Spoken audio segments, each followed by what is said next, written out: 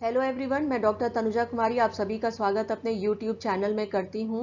उम्मीद करती हूँ कि मैंने जितने भी वीडियोस हिस्ट्री टॉपिक से रिलेटेड अपने यूट्यूब चैनल में अपलोड किए हैं वो आप सभी को पसंद आए होंगे। आज के मैं अपने इस वीडियो में आप लोगों से बात करूंगी जयप्रकाश आंदोलन के विषय में। यदि हम जयप्रकाश आंदोलन के विषय में बात करते हैं तो ये भारतीय इतिहास में एक विशिष्ट स्थान रखता है। जो इसके प्रणेता रहे थे उन्हें हम जयप्रकाश नारायण के नाम से जानते हैं, जिन्हें लोक नायक के नाम से भी वो प्रसिद्ध हैं। और यहाँ पे यदि हम बात करते हैं जयप्रकाश आंदोलन के विषय में तो ये भारतीय इतिहास में विशिष्ट स्थान इसलिए भी रखता है क्योंकि आज़ादी के पश्चात ये पहला ऐसा आंदोलन था जो समाज में जागृति लाने का काम भी किया था। अब यहाँ पे जैसा मैंने अभी आप लोगों से कहा, जयप्रकाश आंदोलन भारतीय इतिहास में बहुत ही महत्वपूर्ण स्थान रखता है। और जयप्रकाश आंदोलन के जो प्रणेता या जो नेता रहे थे वो जयप्रकाश नारायण जी रहे थे। जयप्रकाश नारायण जी क्योंकि उन्होंने इस आंदोलन को चलाया था, इसी कारण से इसे जयप्रकाश आंदोलन भी कहा जाता है। भारत के स्वतंत्रता संग्राम के पूर्व भी जयप्रकाश जी का महत्वपूर्ण योगदान भारतीय इतिहास में रहा था तथा आज़ादी के पश्चात भी उन्होंने जो जन आंदोलन चलाया, इसी के वजह से शायद उन्हें आज भी भारतीय इतिहास में एक विशिष्ट स्थान प्राप्त है। जयप्रकाश आंदोलन के जनक जो थे वो श्री जयप्रकाश नारायण रहे थे, जिन्हें हम लोक नायक के नाम से भी जानते हैं।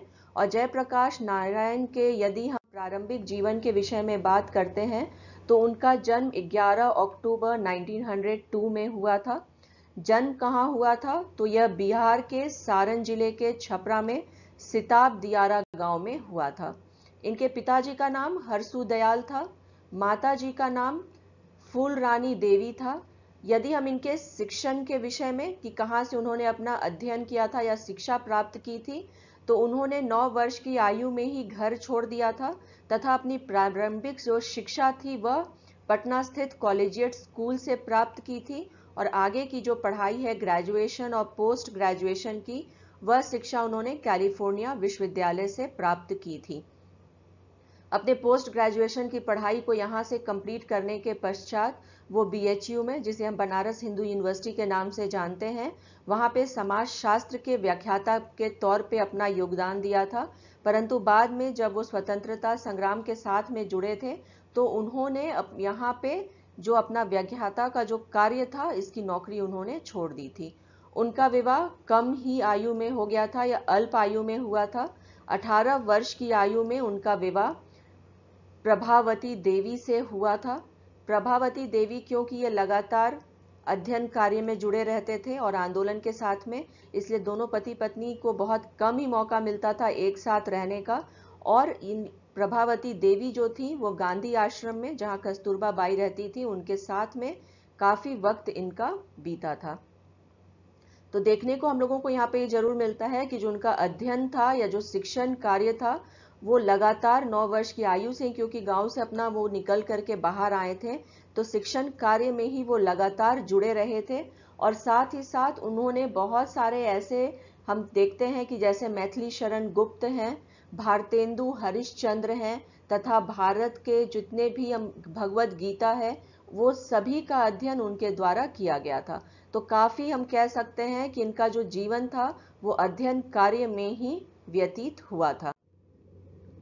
अब यदि हम बात करते हैं कि वो किस प्रकार से भारतीय स्वतंत्रता संग्राम से भी जुड़े थे और किस प्रकार का इनका योगदान आज़ादी के पश्चात भी रहा था, तो इसकी चर्चा मैं आप लोगों से एक एक करके इस स्लाइड में करूंगी।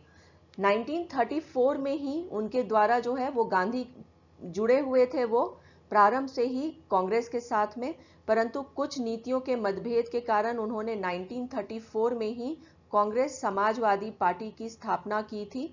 और इसमें जो है इनका जो विचारधारा रहा था पार्टी का वो सामाजिकता का रहा था।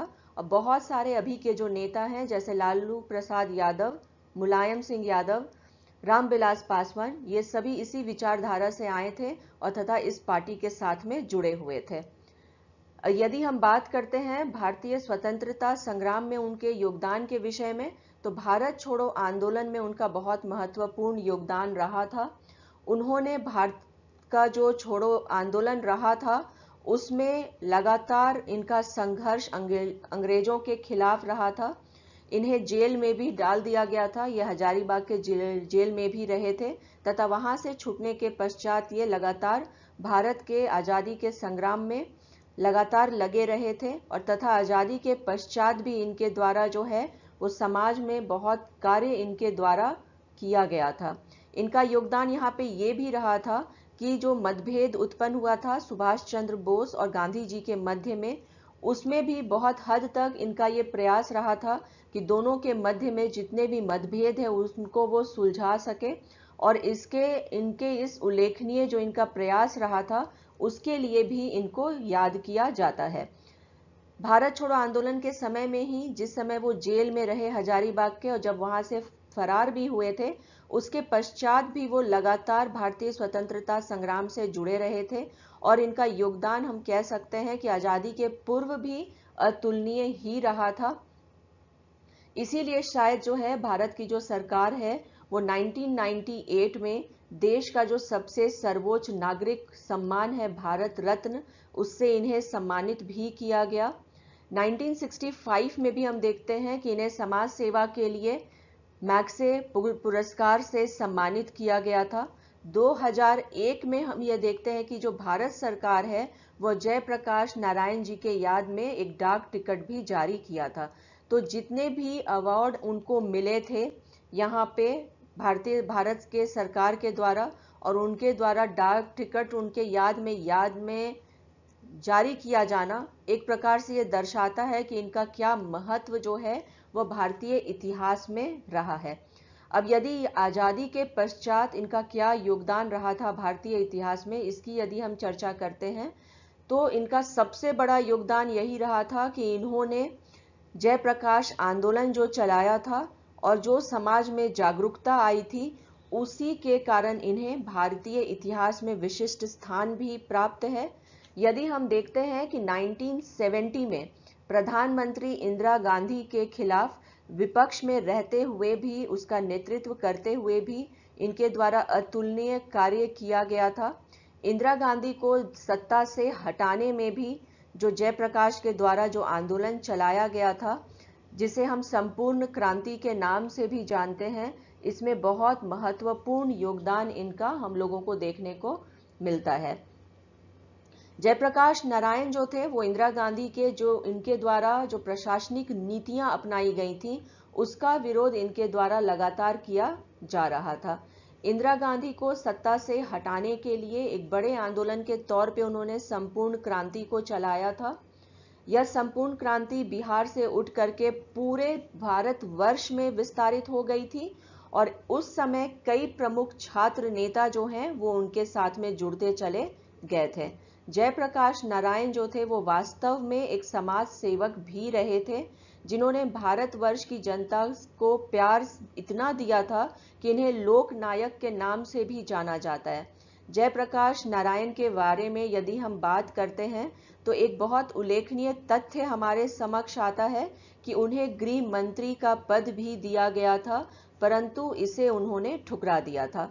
भारत के जो पहले प्रधानमंत्री थे जवाहरलाल नेहरू, उन्होंने गृह मंत्री के पद की पेशकश इन्हें की थी, परंतु इन्होंने उस समय इस पद को स्वीकार भी नहीं किया और बाद में इंदिरा गांधी के जो हम कह सकते हैं इनका जो कार्यकाल रहा था, उस समय में इनकी जो नीतियां रही थी, जो समाज में या प्रशासनिक तंत्र में भ्रष्टाचार व्याप्त हो गया था, इसमें सुधार लाने का काम जयप्रकाश नारायण जी के द्वारा किया गया था।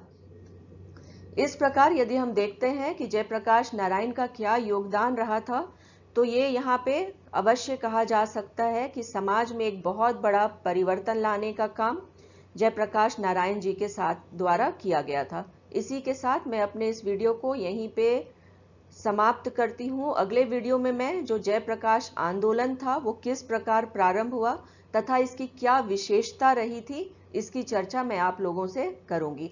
यदि आप लोगों को मेरा यह वीडियो पसंद आया हो तो प्लीज आप इसे सब्सक्राइब करें और लाइक करें। Thank you.